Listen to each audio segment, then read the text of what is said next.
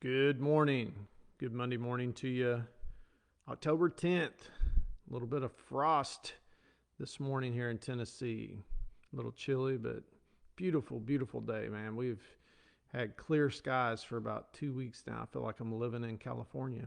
So, so last week, end of the week, talking about this squeeze point where a lot of people reach this point where they're trying to achieve something and they're squeezing the most out of the talent they have. They're squeezing the most out of the work ethic that they put in. They're squeezing the most out of the resources, but they've reached this point where progress just really almost comes to a halt. No matter how hard you work, how much effort you put into it, it just really, really slows down.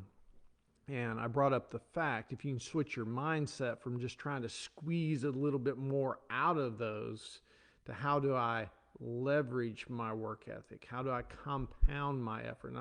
Not put more hours in. I'm already putting a lot of hours in. How do I compound the value of that hours being put in? How do I compound the talent that I have?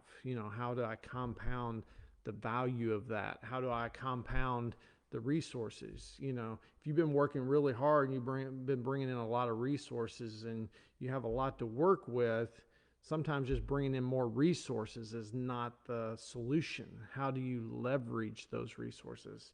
How do you compound the value of that? Not squeeze more out of it, but actually compound the value. And I think a lot of people don't think about this, but if you're at that squeeze point and you've been trying to get, you're just trying to squeeze more out and you can't seem to get more, it's like squeezing an orange. Once you've squeezed all the juice out of it, it's hard to get much more out of it. And what I see is, it damages people's belief in what's possible. This is the biggest downside to that, just trying to squeeze more out. And I believe over time, if you just keep squeezing and you do that for a long period of time, absolutely, you can set yourself up for a breakthrough down the road. But it takes so long. It takes so much effort. And the attrition rate is high. People fall off. They're just not going to stick. And when they're squeezing a drop out a day, they're just not going to stay with it. There will be a few that will, and there will be great rewards for those who do.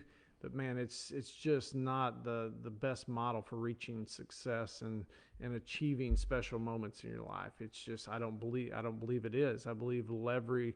Once you get to that point, you really got to take leverage and put it to the forefront of your mind. And what that does, it starts to bring belief back. But a lot of people, I think they've reached the point where the belief has been damaged so much you really got to go, man, it's the way I've been doing things. I can't get there in an effective manner just squeezing more out of what I have to work with right now. I really need to find a way to leverage that. And when I find a way to leverage that, that belief will start coming back. But what I want to give you a great analogy this morning. A lot of times what this squeeze point does, once people reach it where they're just getting a drop of value each day out of what they're doing, it's like boiling a frog. If you take a frog, drop it in a hot pot of water, it's going to jump out. But if you put that frog in just some warm water and gradually turn it up, you can boil that frog alive. And I see that with people's dreams and hopes and what they're trying to achieve. It's literally getting boiled alive because they've reached a squeeze point and they're getting such little value each day that it's killing their dreams one day at a time. And I just I want people to be aware of that's not, if you've reached this squeeze point, that's not the end of the road. There just needs to be a shift in your mindset on what you're focused on.